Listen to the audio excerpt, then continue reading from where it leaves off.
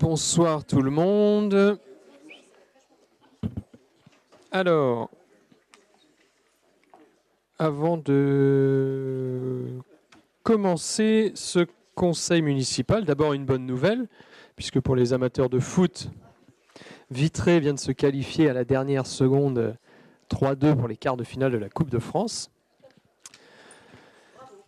Bah oui, bravo, c'est bien quand même pour le territoire. Donc félicitations à eux, puis rendez-vous en quart de finale en espérant tomber contre une belle équipe, on verra bien. Et Rennes joue maintenant. Voilà. Alors, autre point que je souhaitais aborder avant de démarrer ce conseil municipal, c'est l'organisation d'un grand débat, puisque on a échangé avec les élus, le bureau et les élus de la majorité sur l'organisation d'un grand débat. Donc on va en organiser un. Il aura lieu le samedi 2 mars de 14h à 17h à la salle de la Clé des Champs. Il est ouvert à tout le monde, aux habitants de Châteaubourg, mais pas que. Tous ceux qui souhaitent venir participer à ce grand débat. On travaillera pour ceux qui souhaitent, alors les élus qui souhaitent nous aider ou apporter leur concours à l'organisation de ce grand débat, vous pouvez vous manifester. Je sais que certains l'ont déjà fait. On n'a pas totalement arrêté encore les modalités exactes du fonctionnement de ce grand débat. Voilà. Ça reste à définir. On essaiera aussi de faire venir je dirais des médiateurs extérieurs qui ne soient pas forcément élus, à la fois peut-être des experts sur certains domaines, puisque dans le grand débat, il y a certains thèmes qui doivent être abordés comme la fiscalité, comme la transition énergétique, le développement durable, le pouvoir d'achat, l'économie, etc. Donc c'est vrai que c'est bien aussi d'avoir quelques avis d'experts extérieurs et quelques animateurs indépendants. Donc voilà, on va travailler avec les services pour la logistique et puis les élus qui souhaitent participer peuvent se manifester, envoyer un petit mail à Patricia ou à Claire et puis on fera une petite réunion de préparation de ce grand débat. Voilà pour ça. Autre point d'information qui n'a rien à voir, mais qui est passé, qui va être, je ne sais même plus si c'est passé en conseil, si c'est passé en conseil communautaire, puisque le bâtiment B1 du site Thales, donc qui était le dernier grand bâtiment restant sur la zone du site Thales, a été vendu, en tout cas un compromis de vente et on a une signature la semaine prochaine de vente chez le notaire. Donc c'est une société qui était basée à Domanier, mais très peu connue, qui s'appelle DNS, qui travaille sur tout l'événementiel et qui accompagne les grandes marques, notamment les marques de luxe, mais pas que, sur la création et l'aménagement des magasins, sur la création d'événements, de stands pour des salons expos. Donc c'est une cinquantaine d'emplois qui vont arriver sur le site de B1 à terme, sur le site de Thales, avec une partie de créatifs, de administratif, comptabilité, logistique, etc. Et puis une partie, plus travail manuel, puisqu'il y a toute la partie création, réalisation. Donc voilà.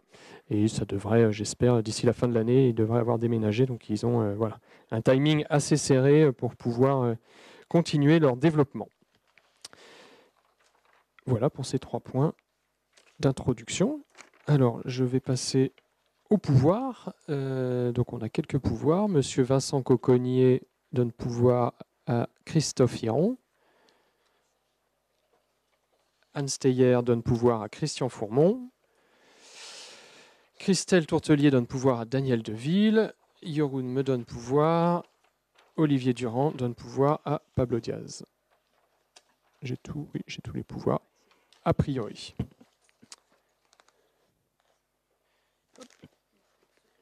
Alors, secrétaire de séance, Aude se propose.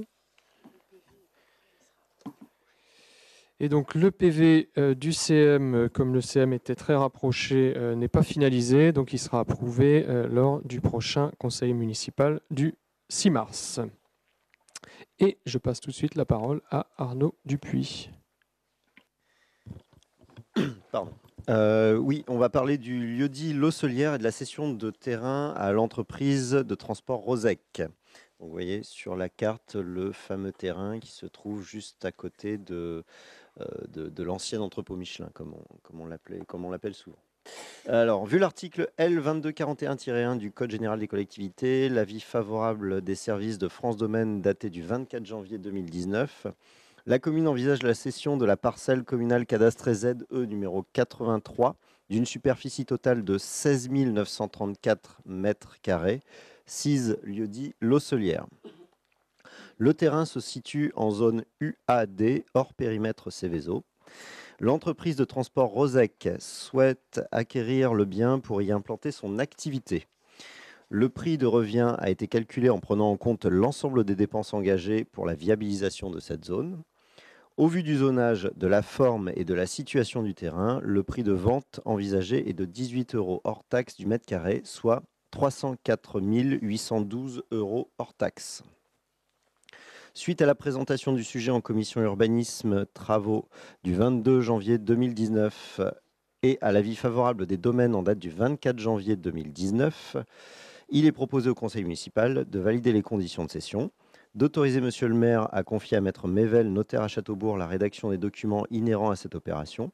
L'ensemble des frais s'y rapportant seront à la charge de l'acquéreur. D'autoriser monsieur le maire ou son représentant à signer l'acte notarié dans un délai de 9 mois à compter de la date à laquelle la présente délibération devient exécutoire. Sans réalisation, la promesse de vente deviendra caduque. Et d'autoriser monsieur le maire ou son représentant à signer de façon générale l'ensemble des documents contractuels relatifs à cette cession.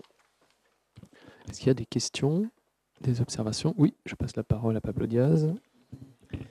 Merci. Je n'étais pas présent lors de cette commission. Ça représente combien d'emplois et de combien de camions C'est le transport en camion, c'est ça, hein? Oui, tout à fait. Une vingtaine d'emplois, une partie administrative, une partie chauffeur, une partie logisticien, préparateur. Donc voilà, une vingtaine d'emplois à peu près. Le nombre de camions, je n'ai pas exactement le nombre de camions jour. Voilà. C'est une annexe en fait du siège qui est dans le Finistère.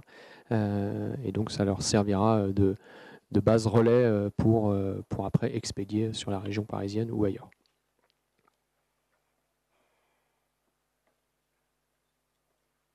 Est-ce qu'il y a d'autres observations, d'autres remarques? Non, très bien. Eh bien, écoutez, je vous propose de mettre au vote. Donc, qui vote contre? Qui s'abstient? C'est adopté à l'unanimité. Merci beaucoup. Nous passons à la délibération 22. Hubert Desblés. Voilà, concernant donc le projet de requalification du centre commercial Bel Air et la validation du projet. Donc pour rappel, par délibération en date du 13 septembre 2017, le conseil municipal a approuvé la désignation du groupement de maîtrise d'œuvre dont le mandataire est l'agence Servicad pour la requalification du centre commercial Bel Air. La requalification du centre commercial Bel Air porte sur deux volets, un volet bâtiment avec la restructuration des façades et la création de 2 cellules commerciales et un volet aménagement extérieur.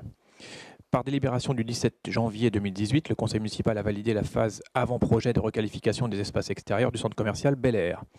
Par délibération du 4 juillet 2018, le conseil municipal a validé la phase avant-projet de création de cellules commerciales.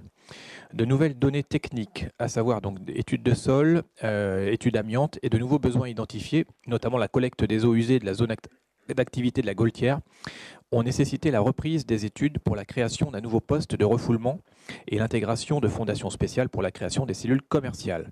Ces travaux portent les nouveaux montants donc estimés ci-dessous, donc à savoir donc les espaces extérieurs 600 407 € hors taxe, hors assainissement. Le poste de refoulement 359 032,50 € hors taxe, dont 150 000 € hors taxe en phase AVP, donc avant projet. Les cellules commerciales 205 200 € hors taxe. La modification du projet d'assainissement et la spécificité liée à la prise en charge des effluents de la zone d'activité de la Gaultière étant très importante, une mission spécifique a été contractée pour étudier ce nouvel ouvrage.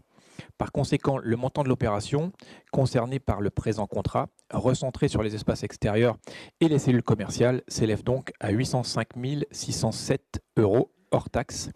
Donc la répartition que vous avez ensuite, donc 600 407 € plus 205 200 €.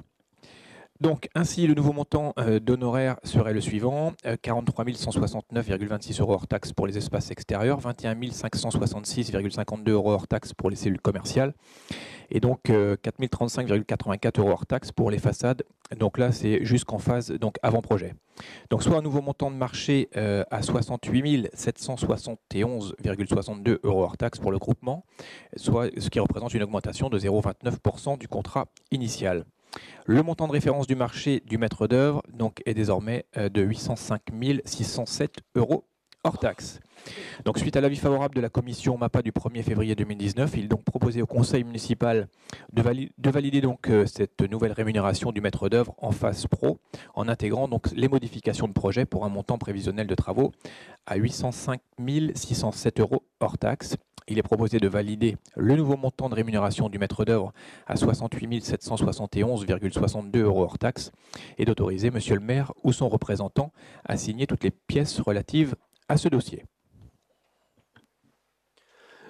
Pour bien comprendre le sujet, ceux qui n'ont pas suivi forcément en commission, c'est qu'on a dû revoir la partie assainissement, puisque, voilà, quitte à casser, autant bien se poser la question, parce que ce n'est pas une fois que toute la place est refaite qu'on reviendra casser. Donc là, l'idée était de partir sur vraiment un nouveau poste de refoulement, beaucoup plus conséquent, et qui permettra notamment d'absorber la Gaultière, la zone d'activité, et son extension dans les années à venir, puisque la Gaultière, qui avait sa station d'assainissement autonome, va être connectée demain à notre future station d'épuration, et donc passera par ce poste de refoulement. Et donc voilà pourquoi on a décidé, pour préparer l'avenir, de complètement revoir ce poste de refoulement, de le redimensionner, de le recalibrer et de le mettre. Donc le poste de refoulement sera sous les toilettes publiques actuelles, sur l'arrière et non plus sur l'avant, ce qui aussi était un peu gênant puisque pour les aménagements d'espaces verts, d'avoir le poste de refoulement sur l'avant du centre commercial empêchait certains aménagements que là on pourra réaliser avec le rapatriement sur l'arrière. Mais donc c'est vrai que c'est plus la même mission, c'est plus les mêmes coûts non plus. Donc c'est des coûts qui sont basculés, enfin qui sont pris en charge par le budget assainissement, hein, c'est important. Donc on n'est pas sur le budget général, mais on est sur le budget assainissement. Et pour rappel, l'assainissement basculera vraisemblablement au 1er janvier 2020 à l'agglomération de Vitré Communauté. Hein, donc tous ces frais-là, entre guillemets, passent sur le budget assainissement. La future station d'épuration aussi sera portée vraisemblablement par l'agglomération et donc sera portée par le budget assainissement. Est-ce qu'il y a des questions par rapport à ce sujet? Des remarques? Non? Oui. Monsieur Citerne.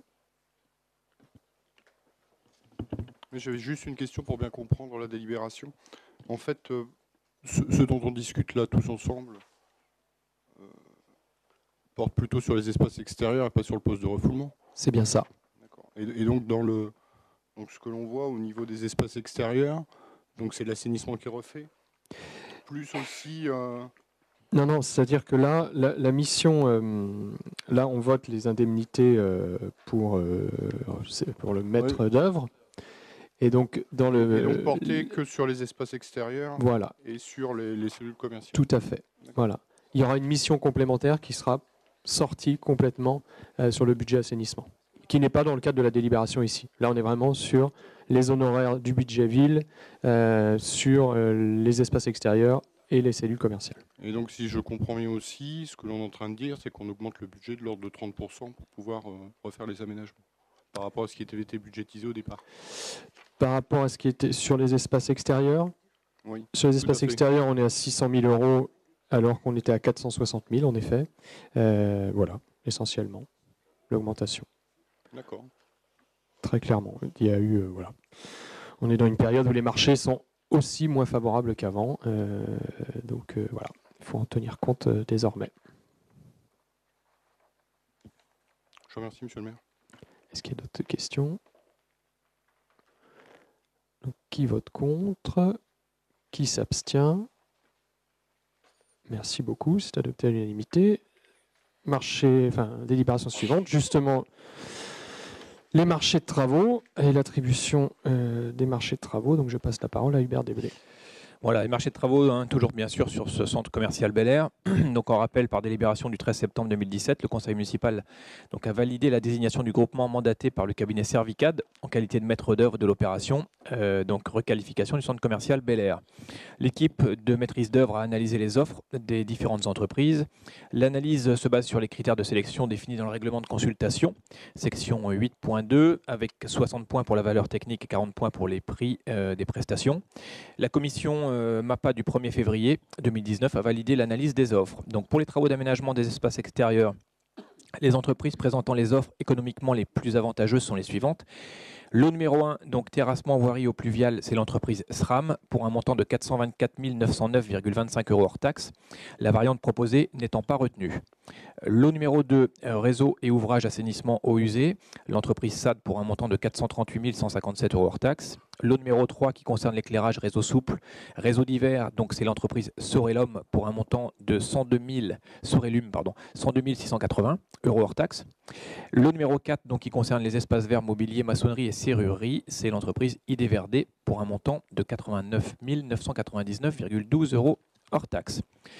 Pour ce qui concerne les cellules commerciales, donc différents lots, désamiantage, c'est l'entreprise ABS Environnement pour un montant de 30 700 € hors taxe. Le lot numéro 2, démolition et déconstruction, l'entreprise Giboire pour un montant de 19 920 € hors taxe. Le lot numéro 3, gros œuvres, ravalement, il n'y a pas eu d'offre. Pour le lot numéro 4, charpente bois, là également, on a une absence d'offre. Lot numéro 5, étanchéité, qui est donc l'entreprise Lafougeresse d'étanchéité pour un montant de 12 929,92 € hors taxe. Lot numéro 6, menuiserie, serrurerie, pas d'offre. Lot numéro 7, plomberie. Oui, ce sont les estimations. Parce qu'en fait, lorsque l'envoi a été fait, la commission MAPA n'était pas encore faite. Donc voilà, vous avez les résultats après. Voilà, pour vous dire ce qui a été retenu suite à la commission MAPA. Donc, lot numéro 6, menuiserie, serrurerie, il n'y a pas d'offre. Lot numéro 7, plomberie, chauffage, pas d'offre non plus. Comme le lot numéro 8, donc, qui concerne l'électricité, absence de remise d'offre. Donc, certains lots n'ayant pas été pourvus du fait de l'absence d'offre, la collectivité va engager une nouvelle procédure dans les mêmes conditions initiales du marché, comme prévu au décret du 25 mars 2016, afin d'attribuer les lots concernés, donc en relançant une procédure simplifiée avec une consultation de 3 entreprises.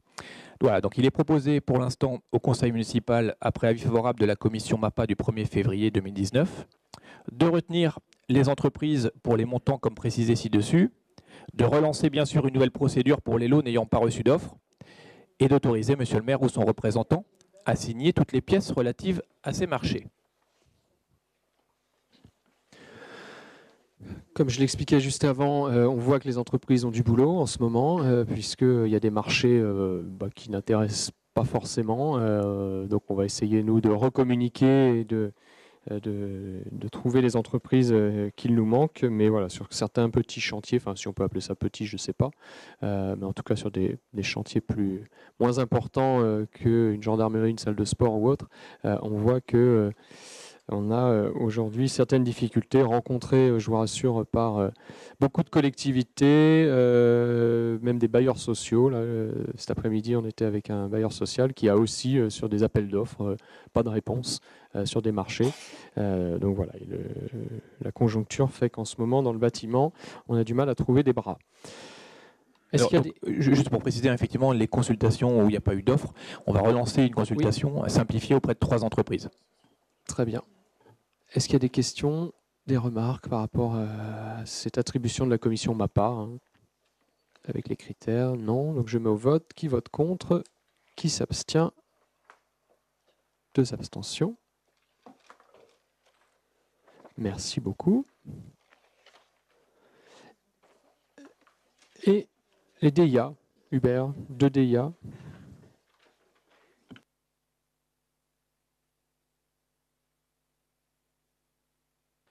Voilà, 2 DIA, voilà, on va peut-être les retrouver. Donc DIA 2019-002, immeuble bâti, maison cadastrée, section AL 593, 23 rue du Bas-Pré.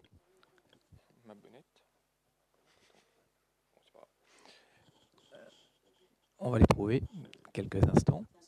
Merci. Voilà, ça va être mieux. 23 rue du Bas-Pré, donc on a une parcelle de 480 mètres carrés. Voilà.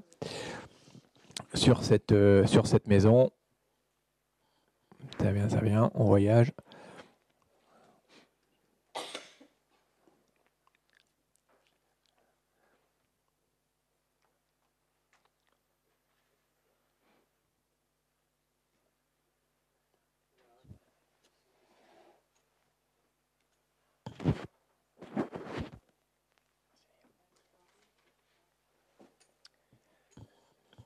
Voilà, on la retrouve donc pour cette première DIA.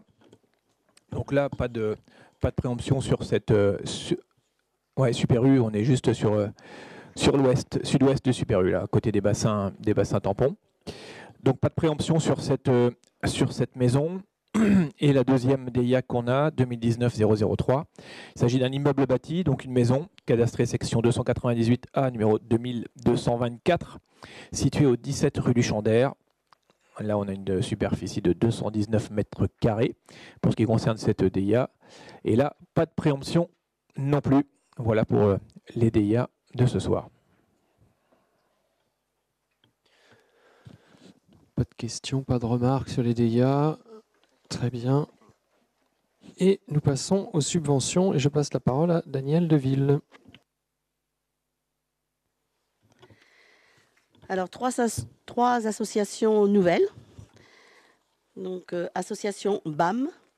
Depuis quelques mois, une nouvelle association a vu le jour sur Châteaubourg. Cette association dénommée BAM a comme pour objet l'organisation d'ateliers de pratiques théâtrales pour développer le langage corporel et verbal de chacun de manière ludique. Représentant un intérêt communal, elle peut donc bénéficier d'une subvention de création. Le montant est accordé à toute nouvelle association a été fixé à 100 €. Cette subvention est versée sans contrepartie et permet de couvrir quelques frais liés au démarrage de l'association. Après étude de la demande et conformité à la règle établie pour les nouvelles associations castelbourgeoises représentant un intérêt communal, la commission vie associative et citoyenneté, réunie le 15 janvier 2019, a validé l'octroi d'une subvention de création. Suite à la présentation du sujet en commission vie associative et citoyenneté du 15 janvier, il est proposé au conseil municipal de valider l'attribution d'une subvention de création pour BAM d'un montant de 100 €. Est-ce qu'il y a des questions? Non, je mets au vote. Qui vote contre? Qui s'abstient? C'est adopté à l'unanimité. Deuxième délibération. La deuxième est pour Futsal Loisirs à Châteaubourg. En ce début d'année, une nouvelle association a vu le jour sur Châteaubourg, dénommée Futsal Loisirs Châteaubourg. Elle est rattachée au réseau national des juniors associations. Elle a comme objet d'organisation des séances de futsal loisirs pour les jeunes de la commune. Représentant un intérêt communal, elle peut donc bénéficier d'une subvention de création du montant accordé de 100 € également. Après étude, le 29 janvier, voilà, l'octroi. 100 €. 100 €. Est-ce qu'il y a des questions, des remarques? Et tu vas les faire jouer où? Dans la salle, dans la Alphaïel? Alphaïel. Alphaïel, très bien. Pas de questions, pas de remarques, je mets au vote. Qui vote contre? Qui s'abstient? Merci, c'est adopté. La troisième. Sensa Mesura. Donc, depuis quelques mois, une nouvelle association a vu le jour aussi sur Châteaubourg. Cette association, dénommée Sensa Mesura, a comme objet l'apprentissage du chant choral amateur allant de la période du Moyen-Âge au baroque, en passant par la Renaissance. Celle-ci aussi a bénéficié d'une subvention de création. Le montant est accordé de 100 €. Est-ce qu'il y a des questions? C'est Estelle, c'est toi qui fais partie. Estelle en fait partie, oui. Elle peut nous donner Donc tu ne votes pas. Hein? Donc tu ne participes pas au vote, du coup. Et il y a une représentation à venir ou pas? Ben oui. Bon, en mai. Très bien. Eh ben, on ira découvrir la chorale du Moyen-Âge au baroque, en passant par la Renaissance. Et les répétitions ont lieu à la salle des Vergers à Bron, c'est ça. Très bien. Donc, qui est contre? Qui s'abstient? Et donc, c'est adopté à l'unanimité, mais Estelle ne participe pas au vote. Et je passe la parole à Aude.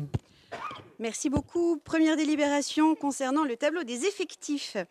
Vous vous souvenez forcément que le 14 novembre dernier, la collectivité a créé un poste d'adjoint au chef d'équipe scolaire et périscolaire.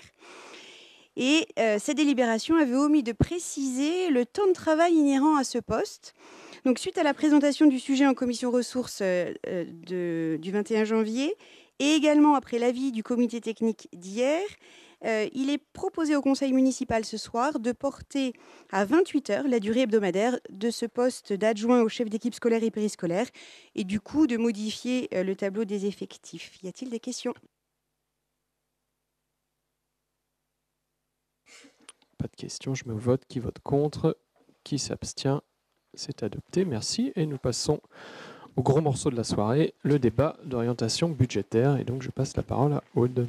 Merci beaucoup. Alors, le débat d'orientation budgétaire, vous le savez maintenant, il est obligatoire pour les communes de plus de 3500 habitants. Il doit forcément avoir lieu précisément 2 mois avant l'examen du budget primitif.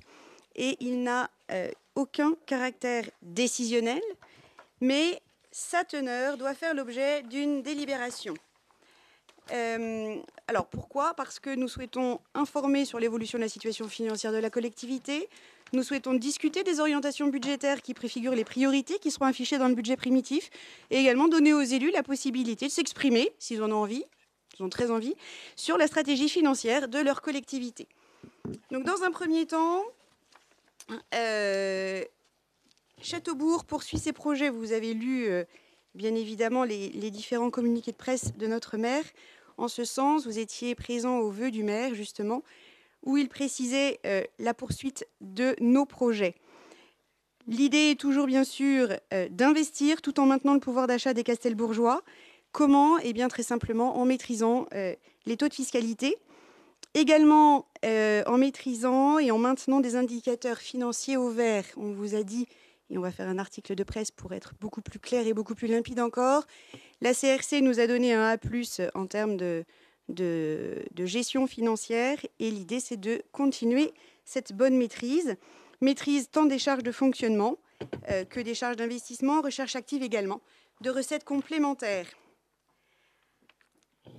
Alors, dans un premier temps, le contexte macroéconomique, vous voyez derrière moi 2 colonnes, la colonne des chiffres et des estimations de 2018 et puis les prévisions de 2019. 3 indicateurs économiques importants, le taux de croissance du PIB. Donc, a priori, ce taux de croissance devrait diminuer un tout petit poil en 2019. Un déficit budgétaire de plus en plus important, rien d'étonnant. On sait que le déficit est tel que le gouvernement va être forcément de plus en plus rigoureux sur ses dépenses. Il serait temps. Un taux d'inflation qui baisse et un taux de chômage a priori maintenu. Pour ce qui nous concerne, notre territoire est plutôt bien doté. Vous voyez également sur le graphique derrière moi l'évolution des taux d'intérêt en France. Alors ça, c'est un sujet qui nous a beaucoup intéressés en commission des finances. On en a parlé et reparlé encore. Ces fameux taux d'intérêt dont on craignait une envolée certaine qui n'a pas eu lieu. Mais de toute évidence, en tout cas, c'est ce que la Banque postale des collectivités locales indique. Il y a quand même une forte hypothèse de hausse progressive des taux longs sur l'exercice 2019. Mais encore une fois, on ne peut pas en être certain.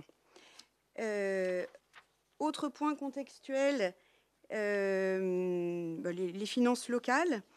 Donc, on a connu au 1er janvier 2019 une évolution du point d'indice de la fonction publique. En fait, l'État a un an de retard sur le calendrier initialement prévu pour l'accord parcours professionnel, carrière et rémunération. On en avait déjà parlé dans cette assemblée, PPCR, ça date de 2016. Et alors l'État a reculé d'1 an la revalorisation du point d'indice pour les catégories C. Donc là, d'un coup d'un seul, C1, C2 et C3 ont été revalorisés au 1er janvier 2019. Toujours dans le contexte, les impôts locaux. Comment expliquer les choses? La prévision 2018 n'est pas à la hausse, comme vous le voyez sur les tuyaux qui sont derrière moi. Et on arrive du coup à l'évolution de la dotation globale de fonctionnement. La DGF, comme vous le voyez, depuis 2014, de 2014 à 2017, a largement décru. Et l'État s'est engagé à la maintenir depuis son arrivée au pouvoir. Dans les faits, la DGF est quand même destinée à alimenter les ressources des collectivités d'une année à l'autre. Donc c'est quand même extrêmement important. Le fait qu'elle ait décru ces dernières années était affolant. Là, l'État considère qu'il maintient les choses, alors que dans les faits, il l'a réduit un tout petit peu. Bon, c'est anecdotique. Excusez-moi, je tourne ma page. On arrive au FPIC. Péréquation horizontale, depuis 2016, aucune évolution là-dessus. L'État s'était engagé à la maintenir. C'est plutôt de bon augure, il faut être quand même objectif là-dessus, c'est plutôt de bon augure pour les collectivités. Et essentiellement, vous savez, le FPIC est versé aux EPCI qui ensuite choisit ou non de le reverser aux communes. Ici, à Vitré Communauté, nous dépendons de Vitré Communauté, vous le savez. Et Vitré Communauté a fait ce choix de le dispatcher ensuite aux communes.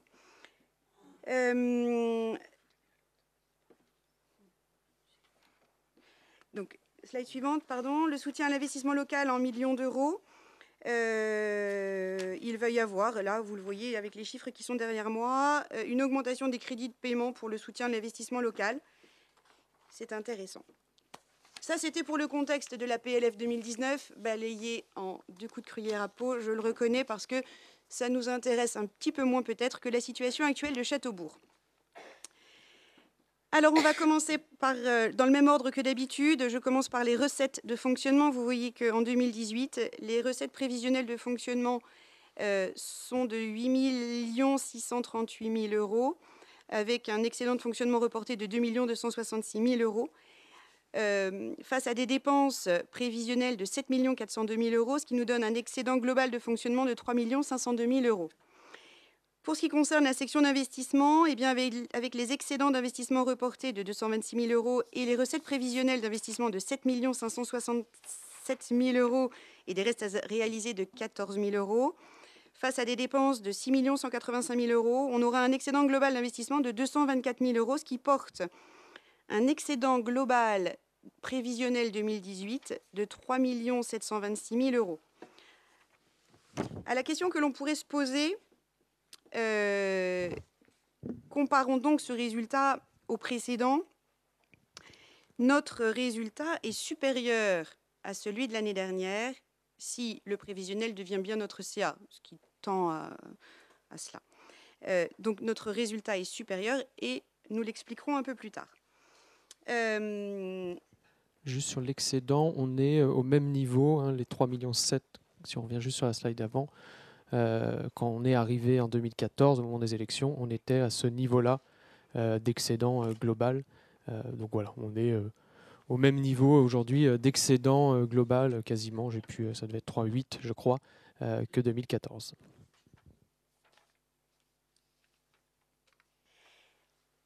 Toujours la situation de Châteaubourg. Le chapitre 11, vous vous en souvenez peut-être, ça concerne les dépenses de fonctionnement pour l'électricité, les fluides en général, etc. Cette ligne-là, c'est celle du milieu. Celle-ci, elle est relativement stable, vous le voyez, puisque la hausse est de moins d'1%. Le chapitre 012. Le chapitre 012, ce sont nos ressources humaines, on en parle régulièrement. Chaque année, sans rien faire, compte tenu de l'évolution du point d'indice dont je parlais tout à l'heure, la hausse est sans rien faire de 100 000 euros, compte tenu du nombre d'agents que nous avons. Depuis 2014, avec l'absorption des TAP, la reprise de l'ADL, la création de l'équipe d'entretien, etc., on voit que notre 0,12 augmente un petit peu, mais est vraiment maîtrisé, et c'est ce que souligne la Cour des comptes. Pour ce qui concerne le chapitre 65, là, grâce aux efforts drastiques qui ont été menés, on connaît une baisse de 4,5%. Voilà, si vous avez des questions tout à l'heure, je pourrais y répondre. Pour résumer, si vous additionnez le 0,11 et le 65, on est donc à 2 millions, on était en 2014 à 2 497 000. Si vous faites la même chose en 2018, on est quasiment au même niveau, puisqu'on a 2 478 000. Donc vous voyez qu'il n'y a pas, entre 2014 et 2018, aucune augmentation des charges à caractère général et les autres charges. On a en effet une augmentation des ressources humaines, enfin des charges de personnel. 600 000 euros, ça peut paraître beaucoup. Aude l'a très bien expliqué. Sans rien faire, on prend 80 à 100 000 euros juste par les carrières, par les concours réussis, par le point d'indice, etc. etc. Donc je dirais qu'il y a 50% qui s'explique par ça et 50% de cette hausse qui s'explique par le périscolaire, la reprise en régie du centre de loisirs et la création d'une équipe entretien pour les bâtiments qui était nécessaire. On reste quand même à un taux d'administration, ce que rappelait la CRC, inférieur aux communes de même strate, puisqu'on est à 1,1 ETP pour 100 habitants, alors qu'une ville de la même strate est plutôt à 1,4. C'est globalement 700 000 euros d'économiser grâce à cette maîtrise des ressources humaines. C'est d'autant plus remarquable qu'on est une commune qui est quand même très étendue, puisqu'on est composé de 3 communes associées, donc forcément avec 3 bourgs à entretenir, avec des temps de trajet, avec des réseaux, avec de la voirie, avec des fossés. Donc c'est des coûts aussi qui pourraient faire que les ressources humaines augmentent plus que ça. C'est aussi beaucoup d'enfants dans les écoles, donc forcément un impact aussi en termes de ressources humaines. Et malgré ça, malgré ces 2 facteurs, on arrive à rester sur une maîtrise des coûts de ressources humaines. En tout cas, voilà, on a fait quelques ajustements pour répondre, mais c'est vrai qu'aujourd'hui, on voit bien qu'on a de toute façon une augmentation chaque année de ces ressources humaines liées simplement à l'évolution naturelle des salaires. Parlons maintenant de la fiscalité. En comparaison, je vous propose de comparer Châteaubourg aux autres communes de même strate. À Châteaubourg, pour ce qui concerne la taxe d'habitation, on connaît une dépense de nos habitants de 153 €, quand dans une commune de même strate, les habitants dépensent 220 €. Pour ce qui concerne la taxe sur le foncier bâti, on est à Châteaubourg à 208 € par habitant, quand dans les autres communes de même strate, on est à 246 € par habitant.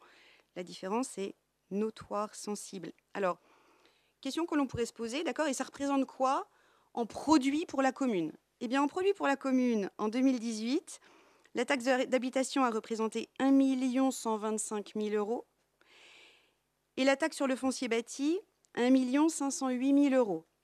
Vous voyez, la taxe sur le foncier non bâti, c'est à peu près 70 000 €. Voilà. 1 100 000, 1 500 000 à peu près, pour avoir un ordre d'idée.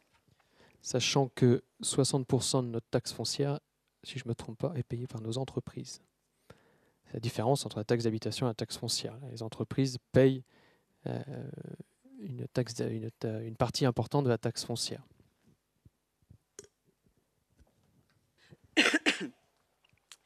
Pour ce qui concerne la structure de la dette. Alors, la structure de la dette, ce qu'il faut noter, ce qu'il faut retenir principalement, me semble-t-il, c'est qu'il n'y a absolument aucun emprunt risqué chez nous. Excusez-moi, il n'y a aucun emprunt toxique chez nous, pardon, et qu'il n'y a pas non plus de risque. Pas de risque, on le voit, puisque à peu près 5 millions d'euros sont sur un taux fixe et que nous avons un livret A, chacun le sait, le livret A c'est quand même hautement risqué, à hauteur de 82 000 €. Donc inutile de vous dire que, en termes de risque, ça se passe plutôt bien. D'ailleurs, notre cotation est à 1A. On en a déjà parlé, on en parle chaque année, de ce risque 1A, ça veut dire que c'est très bien.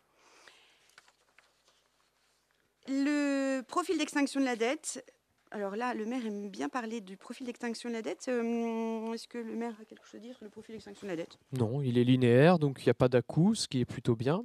On revient à un endettement quasi identique, puisqu'on était à 4,8 millions en 2014 quand on est arrivé. On va être là à 5,088 millions, donc ça veut dire qu'on va... voilà, on arrive au même niveau d'endettement, même niveau de trésorerie que 2014, même niveau d'endettement que 2014, alors qu'on a plus d'habitants. Donc vous voyez que l'endettement par habitant va bien sûr être inférieur à celui qui existait en 2014.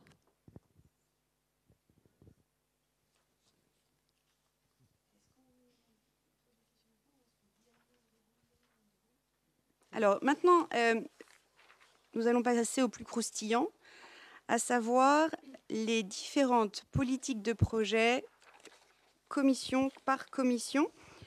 On va commencer, si vous le voulez bien, par l'aménagement, les travaux et l'urbanisme, puis par le développement local, développement numérique, culture et communication. Puis nous passerons à la vie associative, sportive et citoyenne. Ensuite, les écoles, puis l'enfance-jeunesse, la bibliothèque et l'action sociale. Et je reprendrai la main après. Merci d'être concis, précis et synthétique. Voilà, on va essayer d'être précis, effectivement. En tous les cas, donc, pour rappeler que le bilan par politique en ce qui concerne l'aménagement, travaux, urbanisme, avec un bilan 2018 que je vous invite à regarder aussi sur l'écran, qui retrace les principaux actes de ce bilan 2018, avec en tout premier lieu, bien évidemment, la construction de la gendarmerie. Donc on pourra y revenir, effectivement, avec notamment une phase d'intempéries assez importante concernant cette construction de gendarmerie, puisqu'aujourd'hui, on estime à 1 mois et demi, entre autres, le délai pris de retard, ne serait-ce que par ces intempéries. Donc voilà, un projet qui est en cours. On va revenir sur puisque là on était sur le bilan 2018, on va revenir sur le projet 2019 et voir un petit peu quelles sont les dates envisagées effectivement de prise de possession. Voilà pour la gendarmerie. Deuxième item, effectivement, qui concerne l'embellissement de la ville. Donc, à rappeler qu'effectivement, on avait un programme, je pense qu'on pourra y revenir si certains le souhaitent, effectivement, de l'embellissement de la ville avec un budget en 2018 qui était de 127 000 €, qui s'est largement vu, effectivement, au travers du fleurissement, au travers de toutes les actions qui ont pu être menées au cours de cette année. Le troisième item, donc, qui concernait le démarrage des études de la médiathèque. Donc un sujet sur lequel on va revenir avec les projets 2019 tout à l'heure. Le démarrage également des études pour la réalisation de la maison de l'enfance. Là aussi, nouveau projet donc, qui va aussi bien évidemment perdurer pour ce qui concerne le projet 2019. Et puis un sujet qui mobilise aussi beaucoup les services, notamment donc, la poursuite et la révision du PLU, avec toutes les phases utiles et indispensables et obligatoires en tous les cas, avec l'établissement du règlement, du plan de zonage et de la concertation qui ont eu lieu en 2018, la poursuite de la procédure de création et de la réalisation de la ZAC multisite, avec là aussi tout un tas de dossiers à monter, dossiers de création qui a été déposé, et le début de dossier de réalisation de la ZAC. Et puis parallèlement à ça, bien évidemment, ont lieu les négociations foncières dans le périmètre de cette ZAC multisite. Donc voilà, ceci est aussi un des très gros dossiers du service aménagement, travaux, urbanisme. Et parallèlement, et bien évidemment, on en a parlé tout à l'heure et on y revient avec l'étude sur le système d'assainissement des villes de Châteaubourg, Saint-Jean-sur-Vilaine et Saint-Didier, avec bien évidemment l'intégration des effluents de la zone d'activité de la Gaultière à la future station de Châteaubourg, qui, on le rappelle, donc sera sur le secteur du centre commercial Bel Air. Et puis voilà, donc on parle de Bel Air, et bien on a débuté aussi ces études sur la requalification du centre commercial avec différents échanges, avec tout un tas de choses qui sont arrivées fin 2018, avec notamment le classement de l'église. Voilà donc pour les principales politiques et projets 2018 que l'on retrouve, puisque ce sont des projets qui sont à long terme, que l'on retrouve sur 2019, en tous les cas pour les projets. Pour en revenir à la gendarmerie, donc donc, je vous le disais, donc, avec certainement une mise en service de la gendarmerie au second trimestre. Pour ce qui concerne le bâtiment administratif, lui, il est bien avancé, quasiment terminé. Maintenant, il reste les logements de fonction. Donc, second semestre, donc, aura sans doute lieu la livraison de la gendarmerie. Reste à voir les intempéries. Plutôt, la fin des travaux est prévue fin mars. Oui, c'est ça. Tu as dit second semestre, livraison. Second trimestre, pardon, autant pour moi. Exactement, fin mars. Non, je ne me permettrai pas. Donc voilà, pour la gendarmerie, donc, ce qui veut dire que les choses avancent malgré tout. Donc l'embellissement de la ville, eh bien là on parlait d'un budget de 127 000, là aussi les choses évoluent un petit peu, puisque le budget a été maintenu. On est donc toujours sur les mêmes items avec quelques évolutions sur des engazonnements, sur des ruches pédagogiques, sur des mobiliers urbains, etc. Des choses qui ont été clairement identifiées. Bien évidemment toujours la médiathèque avec le lancement des études sur le nouveau site qui est bien sûr celui du hangar SNCF, donc au travers notamment de la consultation des maîtres d'œuvre sur la base du programme existant, puisqu'on le disait effectivement, l'essentiel du travail a déjà été réalisé, tout en tenant compte du classement de l'église. Donc voilà, c'est un sujet là qu'il va falloir aussi adapter. Nous aurons donc toujours la poursuite des études et le lancement et consultation des entreprises pour la construction de la maison de l'enfance. Donc là aussi, je pense qu'on sera sur des dates avec des débuts des travaux fin 2019, certainement. On a encore pas mal de choses à faire, le passage des marchés, les validations de l'APD, donc tout un tas de choses à définir. L'approbation de la révision générale du PLU, donc avec tout ce qui concerne les concertations, l'arrêt de projet. Donc là, c'est un sujet qui dure également, et sans doute, en tous les cas, on souhaite une approbation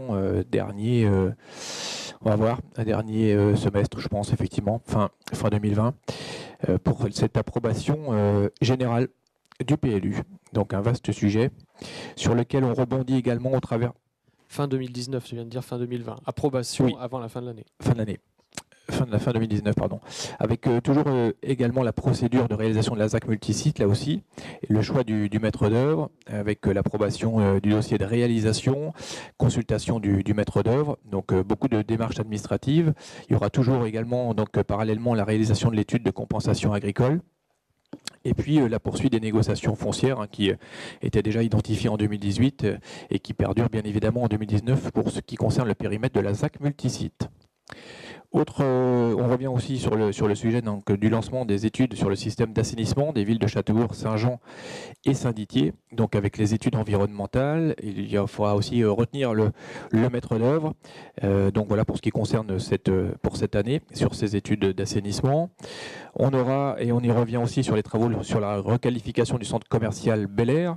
Donc on le disait avec les tout premiers travaux qui seront justement sur cette station, dont les travaux devraient débuter au mois de mars. On aura donc la réception de la maison de santé, dans laquelle effectivement la commune participe, avec donc le financement de 2 cabinets, la salle de réunion. Là, je pense qu'on sera sur une livraison au mois d'octobre. Octobre, oui. À peu près, oui. Et puis parallèlement, bien sûr, le dossier de déviation qui vit aussi tout au long de ces projets 2019. Voilà un petit peu un résumé assez concis, mais qui retrace effectivement l'activité de tout le pôle aménagement, travaux et urbanisme. Il y a du boulot, comme on dit. Arnaud ? Alors, on va attaquer par la partie développement local. Alors, le bilan 2018 sur le développement local. Alors, on a un volet gestion de projet et accompagnement des entreprises. Alors, concernant l'accompagnement des entreprises, on a eu un accompagnement de projet concernant la cour des artistes et la rétrocession de la place, dont on a tous vu le résultat en centre-ville. Voilà, ça a été un beau projet au cours de cette année. Accompagnement du projet d'ouverture du commerce Tendance Gourmande au 14 rue du Maréchal Leclerc. Ouverture incessamment sous peu, sous une semaine, 10 jours maximum. Ça va vraiment plus tarder, effectivement. Accompagnement du projet de magasin de producteurs L'Instant Fermier, qui qui est en cours de construction, comme vous avez pu le constater. Accompagnement aussi du projet du garage Leja sur la zone d'activité du Plessis-Beuchet. Alors pour ceux qui n'auraient pas suivi, effectivement, le garage Renault Leja va être transféré et on va avoir un nouveau garage Renault tout neuf cette année.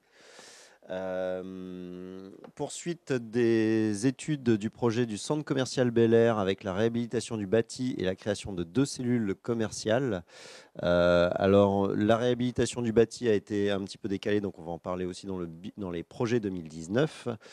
Par contre, la création des 2 cellules commerciales est bien avancée. Enfin, en tous les cas, le projet est bien avancé. D'un point de vue prospection et implantation, on a la vente de 2 lots à la zone d'activité du Plessis-Beuchet à Lefa Distribution, qui distribue du matériel de motoculture, et la vente d'un terrain au lieu-dit de l'Osselière à l'entreprise Tribala. Donc c'est un terrain très proche de celui dont on a parlé tout à l'heure. Voilà pour le bilan 2018. Concernant les projets 2019 en développement local, on a un volet animation et promotion, puisque l'idée est, vous vous en souvenez très certainement, mais on avait déjà réalisé des réunions inter-entreprises, et donc on a une forte demande voilà, pour réorganiser ce type de réunion. Donc on projette d'en réorganiser une cette année. Le volet gestion de projet et accompagnement des entreprises, on a le suivi d'un projet à la zone d'activité Croix-Rouge, qui est un projet porté par Blo Immobilier. Alors, la zone d'activité Croix-Rouge se trouve à l'entrée, lorsque vous arrivez sur Châteaubourg par la 4 voies, c'est la sortie OC, elle se trouve tout de suite à l'entrée de la zone d'activité. Accompagnement du projet Lefa Distribution, qui devrait voir le jour cette année. Le suivi des travaux du centre commercial Bel Air, on en a parlé, et le lancement d'un appel à projet pour l'occupation des 2 cellules du centre commercial, puisque l'idée c'est, on a quand même assez régulièrement des demandes, et l'idée c'est de pouvoir sélectionner les meilleurs projets sur ces cellules. Donc on va lancer un appel à projet. Volet prospection et implantation, sur l'aspect immobilier, on va avancer sur la commercialisation de l'ancienne halte garderie, le suivi de la mise à disposition de la gare SNCF, puisque, comme vous le savez, elle est aujourd'hui peu utilisée, et la gestion et le suivi des locataires, qui est quand même un volet important, masqué mais important. D'un point de vue foncier, on va poursuivre la commercialisation des derniers terrains sur la zone du Plessis-Beuchet, de la Bourlière et de l'ancien site Thalès et de l'Osselière dont on a parlé tout à l'heure. Aussi bien l'ancien site Thalès que l'Osselière. L'Osselière, c'est terminé. Voilà. Le site Thalès, quasiment. Et la Bourlière, il ne reste plus qu'un lot. Et donc, il ne reste plus que la petite zone du Plessis-Beuchet. Du Plessis-Beuchet. Voilà. Donc, on voit bien qu'on arrive à la fin. On arrive à la fin, oui. Et puis maintenant, les prochaines zones seront forcément de compétences communautaires, puisque la commune n'a plus le droit de créer de nouvelles zones d'activité et de commercialiser des zones d'activité. Voilà pour la partie développement local. Je change de casquette et on passe au développement numérique. Alors, le bilan 2018, on a renouvelé le parc informatique et réalisé la bascule alors on en a parlé aussi ici, sous Edubuntu à l'école du Plessis, qui est une solution de logiciel libre spécialement développée pour l'éducation. Donc ça a été déployé au Plessis. On a également ajouté des vidéoprojecteurs ultra courte focale dans les écoles Charles, et pas Charles de Gaulle, et du Plessis. Donc dans les 2 écoles, on déploie autant de vidéoprojecteurs tous les ans, dans chacune des écoles. On a également, ça a été une part importante du travail au niveau numérique, migré les données de la mairie sur le serveur de Vitré Communauté afin de sécuriser au mieux nos données, tant d'un point de vue intrusion que d'un point de vue sécurité vraiment physique et duplication des données. On a fait l'acquisition de nouveaux logiciels de gestion des marchés publics, logiciel de facturation et de pointage pour l'enfance jeunesse et logiciel de réservation de salles. Ces 3 logiciels nous sont très très utiles aujourd'hui. Sur les projets 2019, eh bien, un gros volet, la vidéoprotection en ville, qui est un gros projet pour cette année, qui est en cours. Ensuite, on va travailler sur un autre gros projet, les travaux de câblage à l'école Charles de Gaulle. Alors de câblage notamment de réseau, mais aussi électrique, pour pouvoir déployer, c'est le point suivant, le renouvellement du parc informatique est basculé comme au Plessis, sous la solution Edubuntu à l'école Charles de Gaulle. Donc on avait un problème d'infrastructure à l'école Charles de Gaulle, ce qui nous a causé un petit peu de retard dans le déploiement de la solution. Mais on va rattraper ce retard cette année. Ils auront un réseau tout neuf. On va également ajouter, comme tous les ans, puisque c'est une phase de renouvellement régulière et progressive des vidéoprojecteurs ultra courte focale dans les écoles de Gaulle et le Plessis. L'autre phase pour le volet enfant-jeunesse, c'est l'acquisition d'un portail famille pour l'enfant-jeunesse, qui est la phase 2 du projet initié l'année dernière. Et la dématérialisation du courrier en mairie, ça qui est un projet important qui devrait nous permettre d'être encore plus efficace dans la gestion des demandes que l'on reçoit. Voilà pour la partie développement numérique. Et je change une dernière fois de casquette pour attaquer la culture et la communication. Alors, le bilan 2018 sur le projet Cité des sculpteurs. Alors, il s'est passé beaucoup de choses. Participation à l'exposition du Jardin des Arts, comme tous les ans, avec l'accueil de 2 artistes. Cette année, nous avons accueilli Jeff Lubrano pour une installation artistique in situ et Christian Champin pour un parcours de sculpture. On a également ouvert l'atelier en mode galerie durant le Jardin des Arts, c'était une première. On a également effectué un lancement d'un financement participatif pour l'acquisition de Boulicho, ça ne vous aura pas échappé. La collecte a réussi et donc Boulicho sera de retour cette année. Nous avons également accueilli l'artiste céramiste Alice Bertrand pour une résidence de 3 mois et la réalisation d'une fresque participative avec des ateliers tout public, ateliers avec l'ITEP et des temps d'ouverture de l'atelier et travail personnel. Donc il s'est passé beaucoup de choses sur l'aspect Cité des sculpteurs. D'un point de vue communication, on poursuit les éditions régulières, à savoir l'Info Flash, le magazine, le journal du RIPAM, les diverses affiches et flyers pour les services et événements. Ce qui est un gros travail régulier de la part de nos équipes de la communication. On poursuit également, et c'est pareil, c'est un travail de fond permanent, la modernisation des supports de communication. Et également, ça ne vous aura pas échappé, cette année 2018 a vu un nouveau site internet être lancé pour la commune.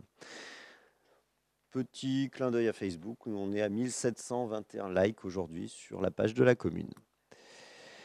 D'un point de vue événement, ça ne vous aura pas échappé non plus. Cette année, on a inauguré une nouvelle formule pour la fête de la musique qui était couplée à une course cycliste et un feu d'artifice. Ça a très bien fonctionné. Ça a été un gros travail pour les services, comme toujours lorsqu'on organise des événements. Mais voilà, grâce à leur travail, on a pu réussir vraiment à avoir un bel événement cette année.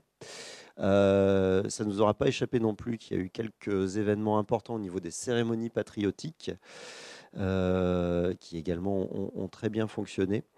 On a également eu un certain nombre de manifestations organisées ou co-organisées par la mairie avec l'inauguration, avec un certain nombre d'inaugurations, les vœux, la journée de cohésion, mais également notre traditionnelle chasse aux œufs. J'ai failli riper. Et on a organisé plusieurs marchés des producteurs, 3, et des créateurs locaux. C'est pareil, on a eu, malgré un été très pluvieux sur le marché, on a terminé par un marché qui a très très bien fonctionné. Pour les projets 2019, côté Cité des sculpteurs, eh bien, on va poursuivre les résidences d'artistes qui fonctionnent plutôt bien. On va poursuivre bien évidemment le partenariat avec le Jardin des Arts, avec l'accueil de 2 artistes. Et vous l'aurez noté lors du précédent conseil municipal, un nouveau partenariat avec Château-Giron et le centre d'art Les Trois Chats. Voilà, qui, je l'espère, va nous ouvrir un certain nombre de perspectives intéressantes avec Château-Giron. Au niveau du web, on va poursuivre le lancement du nouveau site internet avec les premières évaluations et des premières évolutions qui commencent à pointer le bout de leur nez. Et également poursuivre le développement de notre présence sur Facebook qui fonctionne très bien. On se rend compte que c'est un média qui a beaucoup d'écho dans la commune et voilà, qui s'adresse à une certaine catégorie de la population qui s'intéresse vraiment beaucoup à nos pages, voilà, et à notre moyen de communication, à ce moyen de communication, pardon. D'un point de vue communication, eh bien, on va continuer une veille constante sur la qualité et la pertinence des outils de communication avec le choix des supports, le graphisme. Je vous disais tout à l'heure, c'est vraiment une tâche permanente, une tâche de fond permanente, et la poursuite de l'harmonisation et de la modernisation de nos différents supports. La pérennisation des supports, la mise à plat des supports enfance-jeunesse constituera aussi un volet important cette année. Et d'un point de vue événementiel, poursuite des événements habituels, et puis voilà, on va remettre à plat le calendrier annuel des événements de la mairie. Voilà, et évidemment le marché des producteurs et des créateurs qui va revoir le jour cette année. En sachant que la période électorale, préélectorale, nous oblige nous contraint à ne pas faire de nouveaux événements, ni de nouveaux supports de communication. Donc on va rester, je dirais, dans la continuité de ce qui s'est fait en 2018. Daniel ? Alors, pour la vie associative, sportive et citoyenneté, le bilan 2018, reconduction de la journée citoyenne qui s'est super bien passée en 2018. On a eu pratiquement le double de personnes que 2017. De la journée découverte des activités des associations, ça fonctionne toujours très bien aussi. Les associations sont ravies. Et du forum de la rentrée de septembre. Nouveau projet Castel Morning et Castel Eliminator. Castel Morning a super bien plu, donc voilà, à voir pour 2019 certainement. Dépôt du dossier de labellisation Ville Active Sportive et obtention du label Ville Active Sportive et 3 lauriers. Ça, on est ravis. Investissement en matériel de sonorisation mobile et remise en état de la sono de la Clé des Champs. Ça, c'est... Oui, il faut qu'on remette au goût du jour un petit peu. Investissement dans des tribunes amovibles. Ça sert beaucoup à toutes nos associations sportives, mais ça pourrait servir à d'autres, mais en tout cas pour elles déjà, quand ils font des grands tournois. Investissement dans un podium évolutif, ça va de pair avec les tribunes. Mise en place d'un tableau des suivis des travaux avec le HATU, je n'aime pas ce mot-là, mais l'URBA. Choix du nouveau logiciel de réservation des salles. Élaboration d'un tableau d'orientation des demandes de subventions exceptionnelles. Alors, certaines subventions exceptionnelles, on avait toujours un problème assez important pour dire qu'est-ce qu'on leur donne, qu'est-ce qu'on fait et tout. Donc là, on a élaboré un tableau d'orientation beaucoup plus agréable, avec des critères simplifiés. Voilà pour ce qui est de 2018.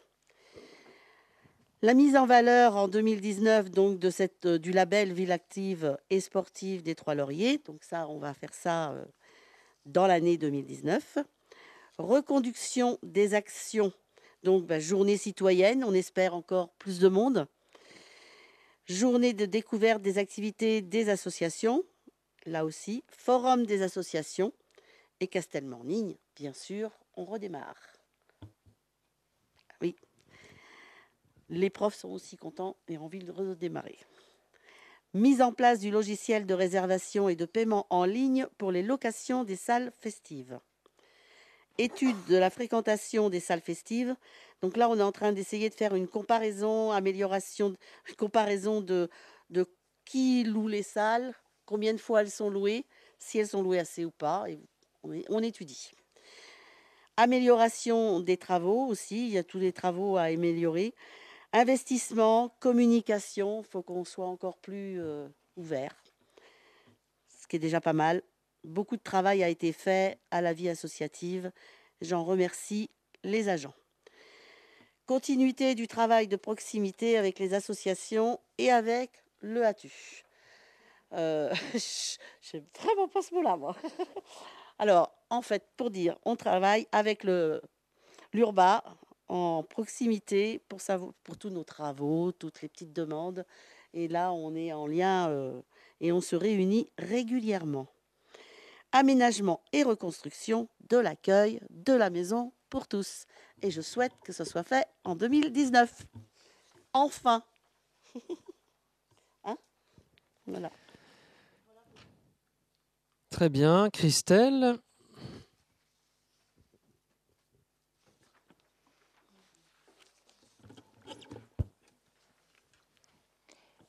Donc voilà pour les écoles. Pardon. Qu'a donné l'année 2018, donc le lancement d'un projet assez ample qui était le portail famille, qui donc a été réalisé en partie comme prévu, avec les volets facturation et outils de pointage, qui sont donc la partie immergée de l'iceberg, qui ne sont pas encore très visibles par les utilisateurs famille. La modification du PEDT, donc tous les partenaires éducatifs qui ont déterminé les points communs de leur mission et qui ont établi une base d'action commune pour améliorer la proposition éducative en général. L'installation des préaux à l'école du Plessis, très attendue, très appréciée. Continuation du développement des divers partenariats, on pense aux écoles privées, on pense à l'ITEP. La sécurité dans les écoles, qui était aussi un de nos gros sujets, notamment une meilleure maîtrise des entrées et des sorties sur les temps du soir, donc avec des temps d'ouverture et de fermeture de l'accueil au niveau des portes et la mise en place des visiophones de façon à impacter le moins possible le côté pratique pour les familles. Le renforcement de la qualité des garderies et la réflexion sur l'organisation de l'accueil du soir et des TAP, ça c'est toujours en cours. Je dirais que c'est un peu du fil de l'eau, c'est de l'amélioration continue et ça fait partie intégrante du PEDT. La réflexion sur les tarifs périscolaires qui est en cours, alors qui englobe les cantines et la garderie. La gestion des déchets, on pense notamment aux cantines scolaires, dans un partenariat avec le SMICTOM, donc qui est en cours. Le bilan a été effectué. Une liste d'actions a été mise en place en collaboration avec le SMICTOM et les personnels des cuisines pour un lancement en 2019. Et ce qui était prévu, le lancement du projet Future École, le lancement de l'AMO est reporté en 2019. Donc c'est un dossier assez ample, assez complexe, à propos duquel il importait de mener quelques réflexions préalables qui ont été menées. Donc certaines questions réglées, donc on va pouvoir s'y mettre en 2019. Une des questions tranchées notamment, c'est pas de cuisine centrale. Absolument. Voilà. Absolument. C'est de garder des cuisines dans les écoles, de cuisine avec des cuisiniers et une cuisine faite sur place. Tout à fait. Alors, dans le renforcement de la qualité des garderies dont je parlais tout de suite, j'ai oublié de mentionner l'arrivée des bénévoles à l'étude libre, qu'on remercie du fond du cœur pour leur investissement auprès des enfants. Nous en avons plusieurs dans chaque école qui œuvrent tous les soirs aux côtés de nos têtes blondes et pour le plus grand bonheur de ceux-là. Voilà. Donc, les projets 2019...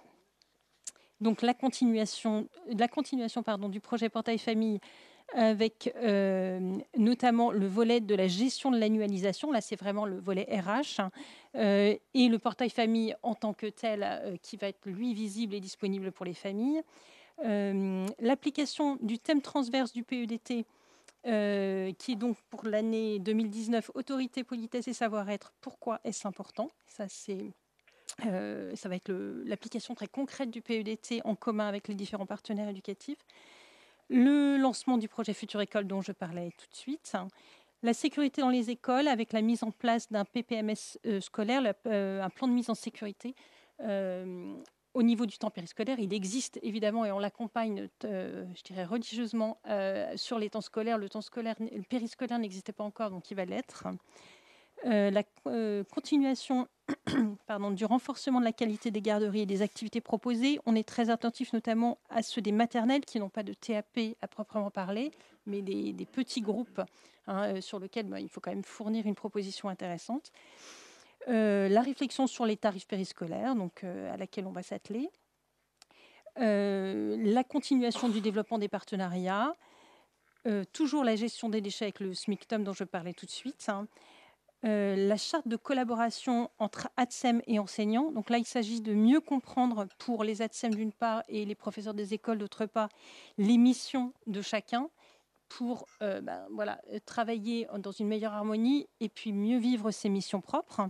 Donc c'est l'occasion de se recentrer sur ses missions et de relire sa pratique. Le chantier a été commencé à l'école du Plessis. La mise en place de règles communes entre l'école, le périscolaire et l'ADL, une harmonisation nécessaire pour un travail plus serein. C'est vrai que les mêmes locaux sont mutualisés avec et sont vécus différemment. C'est aussi important pour amener plus de cohérence et une meilleure lecture des enfants sur leurs différents temps, pour qu'ils puissent eux-mêmes mieux se situer. Le renouvellement du matériel de restauration. Alors ça va être un gros investissement cette année et ça veut dire en fait pour nos cuisiniers plus de sécurité, d'une façon générale plus d'hygiène, plus d'efficacité en matière de ressources humaines puisque on sera amené à travailler de façon plus confortable et plus efficace, plus d'innovation en matière culinaire et une illustration, notre préoccupation de l'éducation au goût et de la santé des enfants. On était en commission avant-hier et le chef cuisinier, M. Roger, nous expliquait qu'avec les fours qu'il nous proposait d'acquérir, on pouvait régler des cuissons de viande sur du triple du temps qui est imparti aujourd'hui, et donc avoir des choses beaucoup plus riches en vitamines, beaucoup plus tendres, avec beaucoup plus de goût, etc. Donc voilà, on est à ce niveau de détail. La mise en place du plan de maîtrise sanitaire, cuisine toujours donc, et une remise à plat complète de tout le comment du nettoyage, de l'hygiène, avant, pendant et après la confection et le service. Et l'acquisition prochaine d'un terrain à côté de l'école Charles de Gaulle qui vous sera proposée lors d'une DIA, sans doute au prochain conseil, je pense, parce que ça vient d'arriver en mairie, pour justement permettre l'extension, la réflexion de l'école Charles de Gaulle. Bertrand ? Donc pour l'enfance jeunesse, la maison de l'enfance, on continue donc le projet, on arrive bientôt à l'avant-projet définitif. Le développement du RIPAM, donc en 2018, le relais intercommunal parents assistants maternels enfants, sur les communes de Châteaubourg, Domanier, Louvigné, Saint-Jean, Saint-Didier, Cornier et Saint-Aubin. Donc là, ça a été un gros travail administratif et de partenariat avec les autres communes. La réalisation d'un camp ski, l'accueil du chantier international jeune, l'augmentation des heures du poste de directeur adjoint de l'accueil de loisirs. Au niveau de l'argent de poche, 170 chantiers. Comme chaque année, on fait le Festimum aussi, en février. Et la réécriture du contrat enfance-jeunesse 2018-2021. En 2019, on continue sur le projet donc, de la maison de l'enfance. L'organisation de camps et de mini-camps à l'accueil de loisirs, le développement du RIPAM, on reconduit aussi le dispositif argent de poche, la reconduction de Festimum, la formation des animateurs sur des formations PSC1 et la création d'un groupe de soutien à la parentalité dans le cadre de la maison de l'enfance. J'en profite pour parler de Festimum qui démarre la semaine prochaine, c'est ça, hein ? Donc voilà, pour tous ceux qui veulent passer, n'hésitez pas.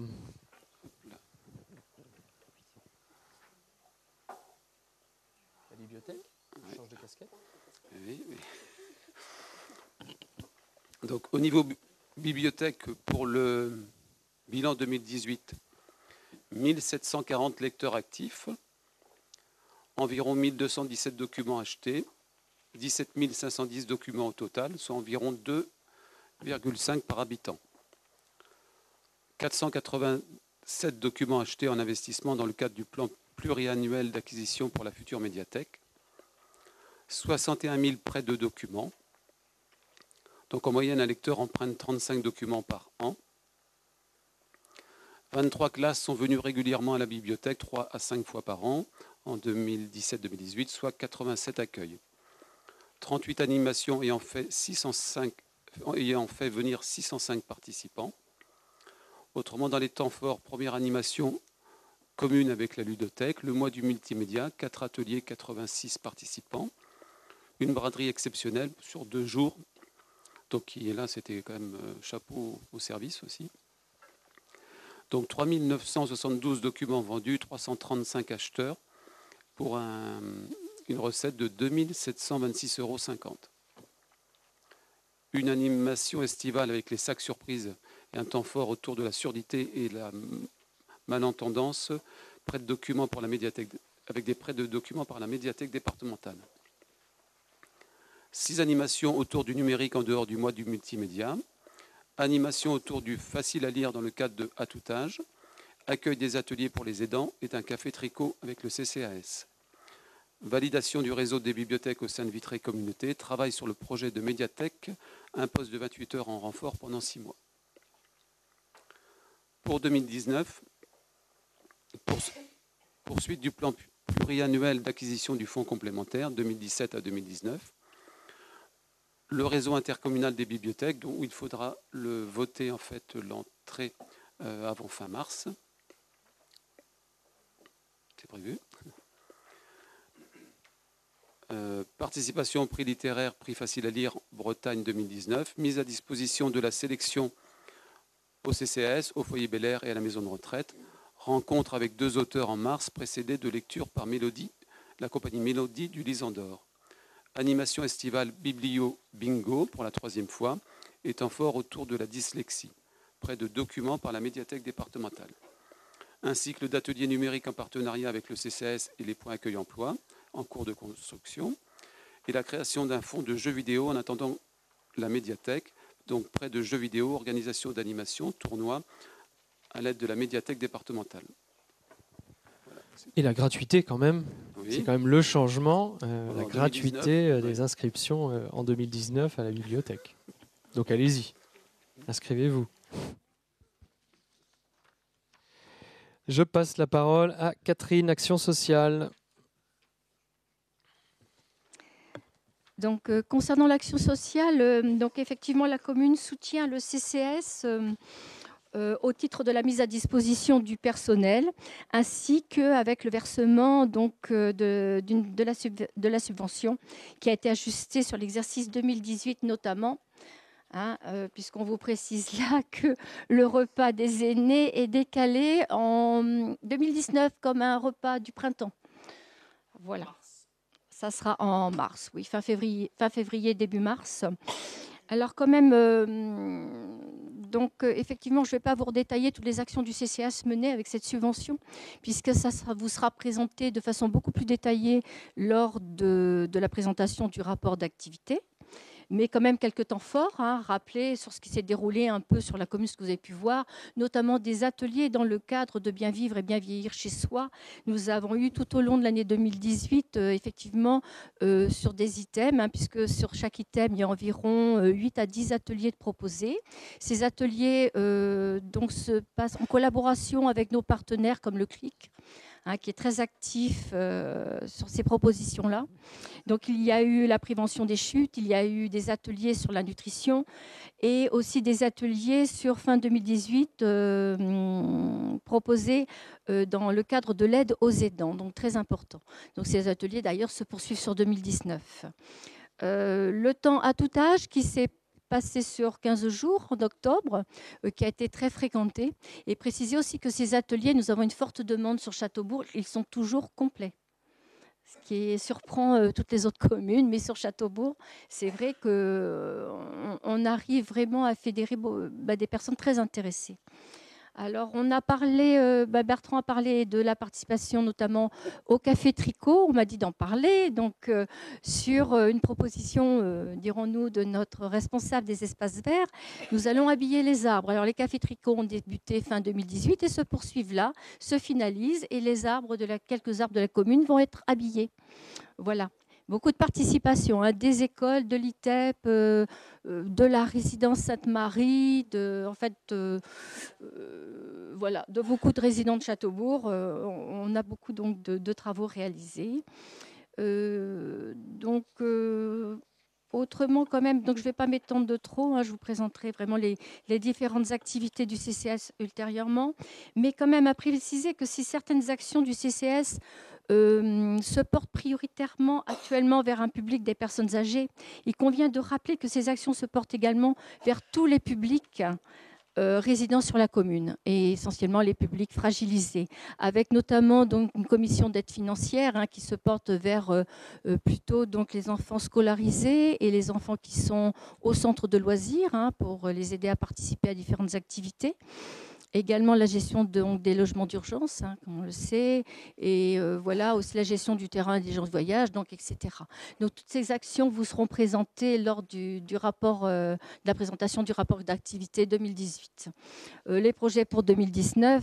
Alors oui, je n'ai pas parlé aussi de la construction de la maison de santé sur 2018, hein, donc la participation de la commune. Hein. Effectivement, comme l'a précisé Hubert, pour 2 cellules, hein, 2 bureaux de consultation et une salle de réunion. Et effectivement, une inauguration prévue en octobre 2019 sur cette maison de santé. Voilà.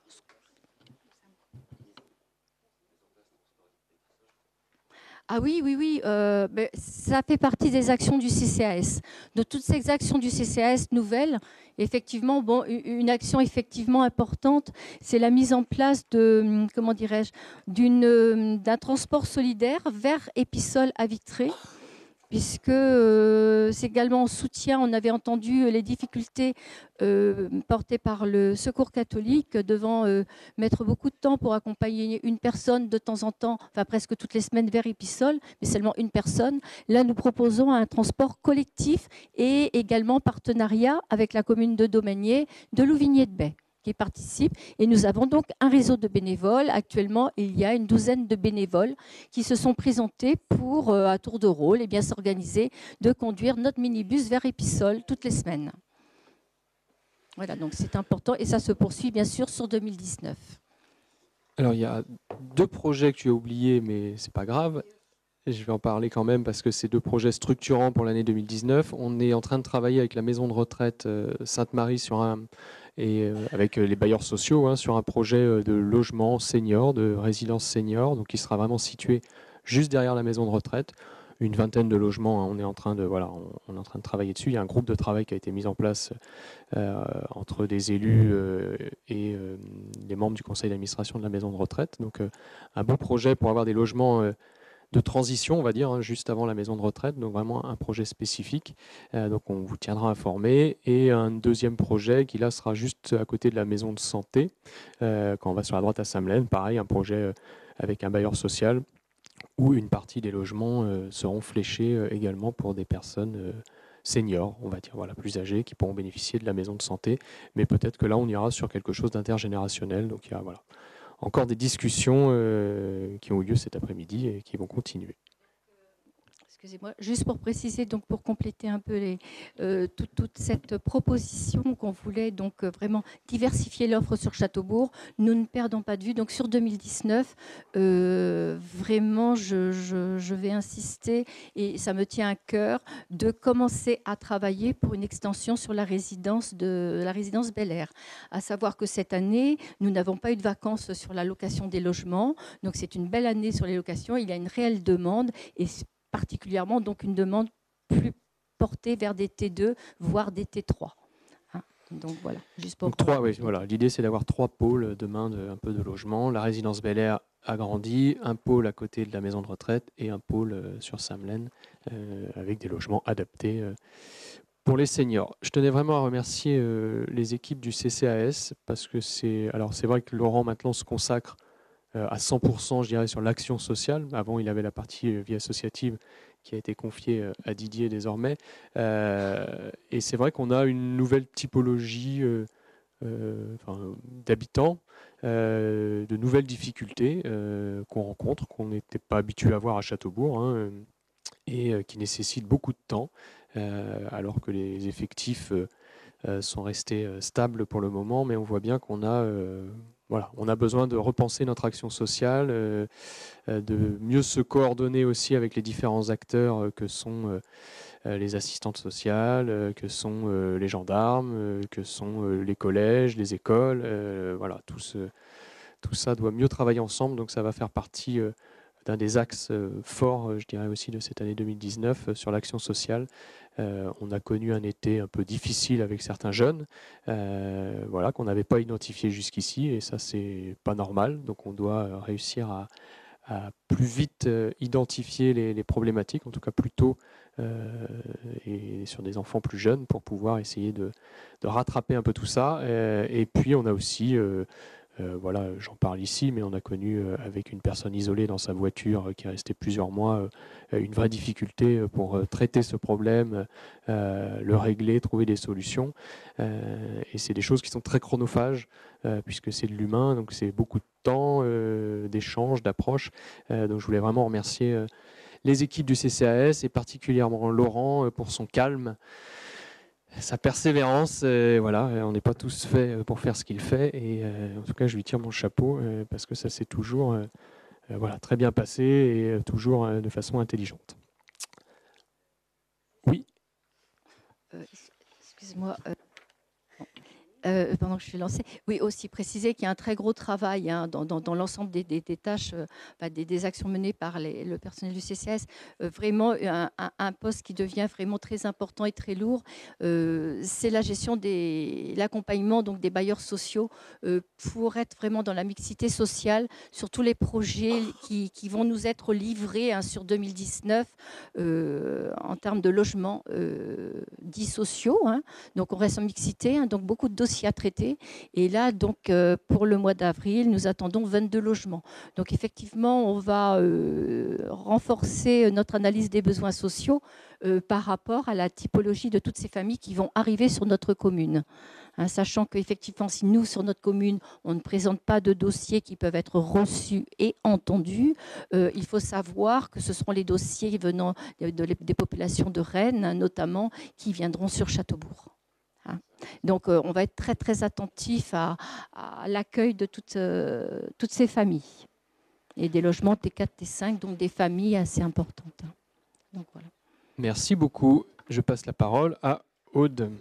Merci beaucoup. Alors, beaucoup plus modeste, la commission ressources n'a pas de slide à présenter ce soir. Néanmoins, a des projets, notamment en comptabilité analytique pour ce qui concerne les finances, et également pour les ressources humaines, la gestion prévisionnelle des emplois et des compétences, qui sont deux chantiers très importants. Pour terminer notre propos sur les projets à Châteaubourg, voici la répartition prévisionnelle des dépenses réelles d'investissement par commission. Donc vous voyez derrière moi des pourcentages. Donc je parle de la commission ressources en premier, puisqu'elle s'est exprimée en dernier. Ça ne représente que 1,37%. L'enfant jeunesse, 21,24%. L'action sociale, 1,26%. L'urbanisme et les travaux, près de 30%. Le développement local, 33%, 33,5%. La vie associative, 1,20%. Culture et communication, 0,50%. Bibliothèque, 2,76%. Vie des écoles, 6,7%. Attention, ce sont bien des dépenses d'équipement. On est d'accord,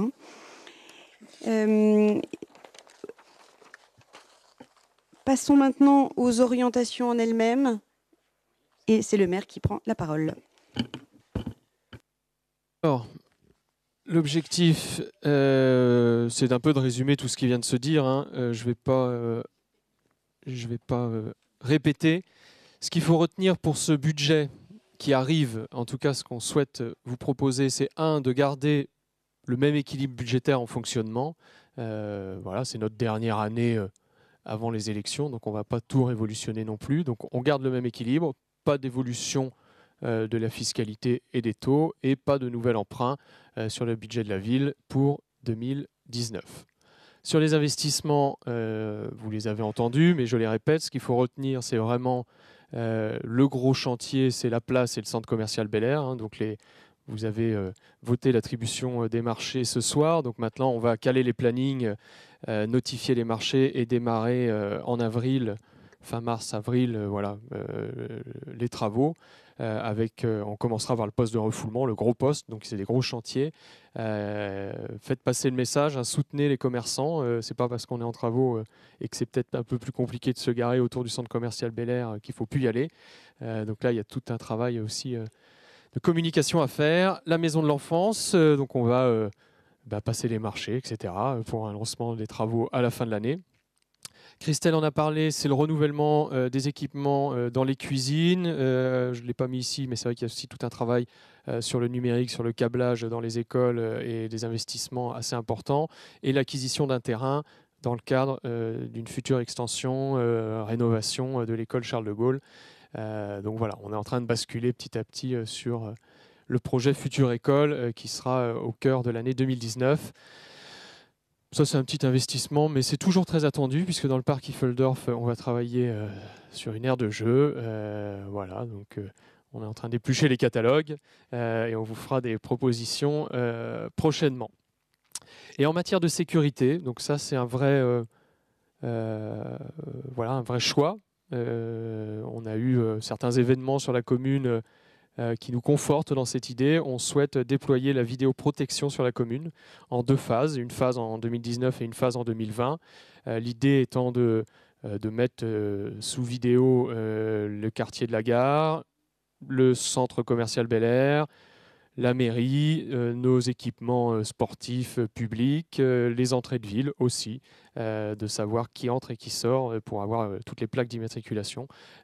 Donc bien sûr, il y a tout un protocole qui est long. Nous, on n'aura pas forcément accès à ces vidéos, mais c'est vraiment pour permettre aux gendarmes, aux policiers de pouvoir retrouver plus facilement ceux qui commettent des délits. Et puis, j'en ai parlé un peu sur le social. Je souhaite expérimenter, trouver un moyen de mieux coordonner, je dirais, les gendarmes, les écoles, l'action sociale, la mairie, les intervenantes en gendarmerie, etc. Voilà, donc j'ai adressé un courrier au président du département pour travailler en ce sens. Voilà, je pense qu'on peut mieux faire, on doit mieux se parler. Il y a aujourd'hui trop de barrières et on travaille trop en silo. Donc voilà, on va essayer de proposer une coordination. Donc voilà, on reviendra vers vous. Ça se passe forcément pas que à Châteaubourg, c'est l'échelle d'Abbas-Sadvi, donc j'ai aussi besoin d'aller en discuter avec les communes voisines, mais on doit mieux faire sur cette partie sécurité. On a beaucoup de Castelbourgeois qui se sont inquiétés cet été et récemment. Donc on veut apporter une réponse et ce sera une réponse par la vidéoprotection et par un dispositif expérimental de coordination. Sur les finances, pas de grande nouveauté. L'idée, c'est de rester sur des recettes similaires. Alors là, on a eu un jeu d'écriture sur 2018 avec des clôtures de budget, etc. Donc je ne vais pas rentrer dans le détail forcément. L'idée, c'est d'avoir les grandes tendances, mais on va rester sur des recettes similaires qui vont tourner autour de 8,1 millions sur 2019-2020.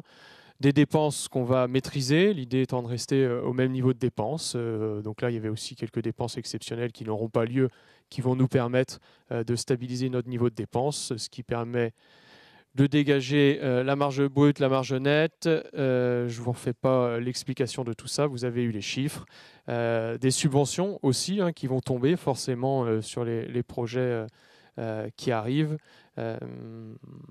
Voilà, et donc on se retrouve avec, là vous le voyez, à 4 868 000 euros de fonds de roulement. Alors pourquoi ce n'est pas la même chose que les 3,7 millions dont je vous parlais tout à l'heure? C'est qu'il y a les restes à réaliser en fait, qui sont en différence. Donc voilà, là, les restes à réaliser seraient impactés ici. Et donc là, comme on est vraiment en lecture de compte administratif, ils sont rebasculés ici. Donc on est à 4,8 millions. Et donc là, on a des investissements assez importants, notamment sur le centre commercial Bel Air. Et donc on finira autour de 1,7 million en fonds de roulement à la fin de l'exercice. Et fin 2020, on prévoit de rester un peu en dessous 1 million d'euros en termes de fonds de roulement. Sur le capital restant dû, vous voyez, donc on est à 5 millions, on va finir à 4,4 millions. Et donc 4,4 millions, c'était voilà, ce qu'on avait en début 2015. On était à 4,8 millions en 2014. Et on finira à 3,8 millions avec un nombre d'habitants beaucoup plus important. J'arrête la prospective en 2020. Elle existe jusqu'en 2024. Elle a été présentée au service. Ici, je respecte une remarque qui m'avait été faite. Donc, je ne dépasse pas l'année 2020 en termes de prospective. Et puis, après, chacun écrira la prospective qu'il a envie d'écrire au vu des prochaines élections et des projets qu'il souhaitera mettre dedans. Mais la nôtre est déjà préparée et écrite avec les différentes options d'investissement, médiathèque, agrandissement des écoles et d'autres projets. Mais ça, on en débattra en 2020. Voilà, j'ai dû faire le tour des grandes orientations. Merci à chacun d'entre vous de vos participations dans les différentes commissions. Merci aux adjoints pour la préparation de ce débat d'orientation budgétaire. L'année 2019 s'annonce chargée à nouveau. On court après le temps, forcément. On va essayer de terminer ce programme politique jusqu'en 2020. Et puis après, on verra ce qu'il se passe. Donc merci beaucoup pour vos préparations et ces interventions. Merci Aude et Karen aussi pour tout ce travail, puisque Karen est la cheville ouvrière de ce DOB et de ce budget qui se prépare. Encore quelques arbitrages à faire dans les semaines qui viennent, n'est-ce pas, messieurs, dames les adjoints. Et puis voilà. Je vous passe la parole. Est-ce qu'il y a des questions, des interventions? Je suis à votre écoute pour y répondre. Oui, je passe la parole à Pablo Diaz. Alors, un mot pour dire que un débat d'orientation budgétaire est un moment normalement important dans la vie d'une commune. Alors, débat d'orientation budgétaire, et ce n'est pas un bilan politique en fait de l'action passée qui serait plus pertinent au moment des comptes administratifs. Donc c'est vraiment un débat d'orientation budgétaire. Alors normalement ce débat d'orientation budgétaire doit commencer en commission ressources, et lors de la dernière commission ressources nous avons constaté que les trois élus minoritaires avec la première adjointe et Karen Latimi qui étaient là présentes. Donc on a été très surpris ou voilà, stupéfait de voir que pour ce moment important, il n'y avait aucun élu majoritaire pour débattre. Cela ne nous a pas empêché d'y rester quand même. On a échangé sur ce qui avait été présenté, on a fait quelques suggestions. On a découvert avec un certain étonnement en fait, cette volonté d'équiper la commune de vidéosurveillance sans qu'il y ait eu débat dans aucune commission auparavant. Voilà, en tout cas, on a échangé un peu. Depuis le début du mandat, on a toujours participé au débat d'orientation budgétaire, que ce soit en commission, en conseil municipal. Donc cette année, l'ensemble des élus minoritaires ont décidé de ne pas participer au débat d'orientation budgétaire ici en conseil municipal public pour laisser peut-être la majorité débattre entre elles et publiquement. Et nous avons également décidé de ne pas prendre part au vote de cette délibération. Très bien. Est-ce qu'il y a d'autres interventions? Oui, Christian. Donc, même chose pour nous, comme l'a dit Pablo. Ce qui aurait été bien, c'est que dans la note qui est envoyée par mail, on nous fasse part de ce dossier sur la sécurité, parce qu'à mon sens, c'est un vrai débat qui aurait dû avoir lieu au départ, avec la présentation de ce qui se passe effectivement sur la commune, puisque nous ne sommes pas, nous, dans l'exécutif, on ne peut pas savoir ce qui s'y passe réellement. Seuls les adjoints et les élus d'astreinte le savent et le vivent au quotidien, pour l'avoir connu sur un mandat précédent. Alors je trouve que c'est dommage, parce que ce dossier-là, effectivement, est un dossier important, que ce soit politique ou philosophique. Je souhaiterais quand même qu'il ait lieu dans les mois qui viennent, sauf si votre projet est très avancé, bien entendu. Pour le reste, on ne peut pas nier, effectivement, et là-dessus on le reconnaît tout à fait, vous avez tous travaillé de manière importante sur l'année 2018. Mais comme le dit Pablo, un débat d'orientation budgétaire, c'est pas de recenser tous les travaux qui ont été faits, tant est qu'on les respecte, bien entendu. Voilà. Donc on sera également sur la même ligne que Pablo. Vas-y, Aude. Merci beaucoup. Une explication, Aslam. Le passé se base toujours. Excusez-moi. Le passé se base toujours. Le futur se base toujours sur le passé. Toujours. Je partage cet avis. Moi, je crois que c'est important, avant de parler d'orientation sur l'année 2019, de dresser le bilan, de voir la continuité, ce qui s'est passé et ce qui va continuer. On l'a fait aussi les années précédentes. Donc, il n'y a pas de changement cette année particulièrement. Ça se fait aussi à Vitré Communauté. Voilà, chaque vice-président présente son bilan et les projets qui vont arriver. Et je trouve ça plutôt sain. Ça permet de prendre du recul, de voir ce qui a été fait et de se projeter sur l'avenir. Donc pour moi, il n'y aura pas de changement. Et d'ailleurs, la CRC a plutôt salué la qualité de nos débats d'orientation budgétaire, en tout cas des documents présentés. Donc là-dessus, j'ai aucun souci. Ensuite, c'est vrai qu'il y a la présentation d'un sujet, qui est la vidéoprotection, très clairement, et puis plus largement de la sécurité avec l'envie. On en redébattra forcément. On n'a pas passé de marché, on n'a pas validé un projet précis. C'est une orientation qui a été débattue, nous, au sein de la majorité,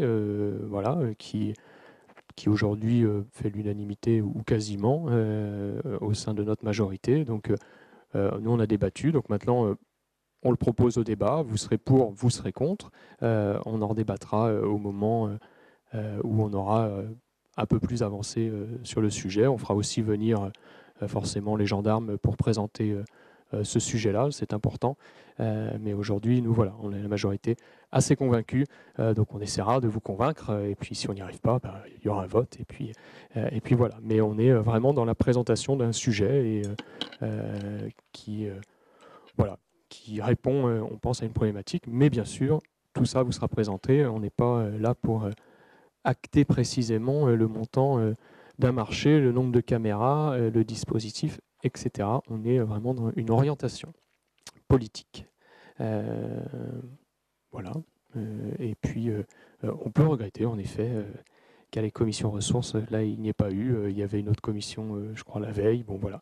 Ça, c'est pas forcément bien goupillé, mais je rappelle que la commission ressources, même si c'est vrai que, et c'est parfois ce qui pose problème, c'est qu'on voit, nous, certains sujets en réunion majorité, en bureau, et donc c'est vrai que ça peut faire redondance avec les commissions parfois, je le reconnais, mais c'est important, en effet, d'essayer d'être présent au maximum, malgré cette fin de mandat, et ceux qui ne continueront pas, et il y en a quelques-uns autour de la table, merci de rester mobilisés jusqu'à la fin du mandat. Il reste une grosse année, on va dire, et puis après on repartira de plus belle ou pas. Très bien, eh bien, écoutez, je vais mettre au vote ce débat d'orientation budgétaire, qui atteste que ce débat d'orientation budgétaire ait bien eu lieu ce soir. Donc l'ensemble des élus de la majorité, et donc nous prenons note que les élus de la minorité dans leur ensemble ne participent pas au vote.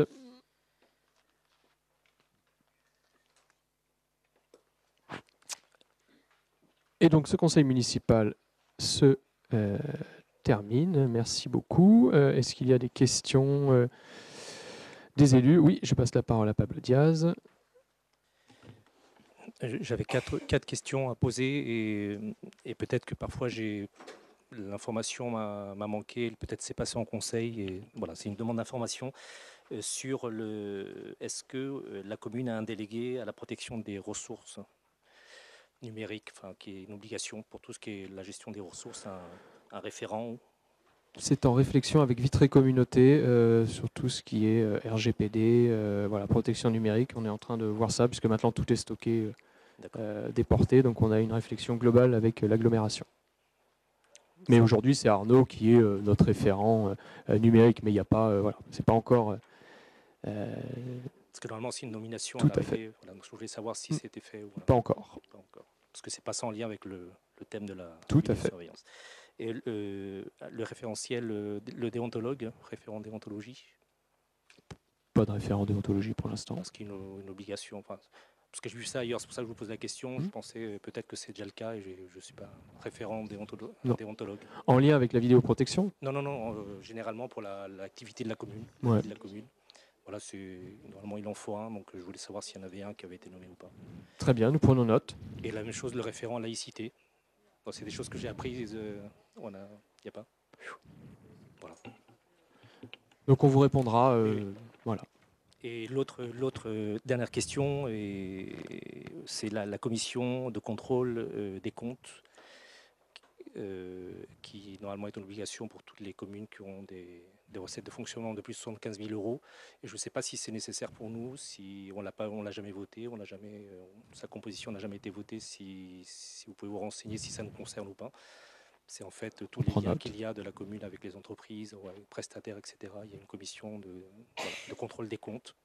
Voilà, c'est juste savoir si on doit la mettre en place ou pas et si c'est une obligation. Alors c'est vrai que la CRC ne nous l'a pas demandé, donc comme ils ont tout épluché, je pense que c'est des sujets qui auraient été relevés par la CRC. Ça n'a pas été relevé, donc on vérifiera. C'est une question. Merci beaucoup. Est-ce qu'il y a d'autres interventions? Eh bien, écoutez, je clôture ce conseil municipal. Merci beaucoup. Bonne soirée, tout le monde.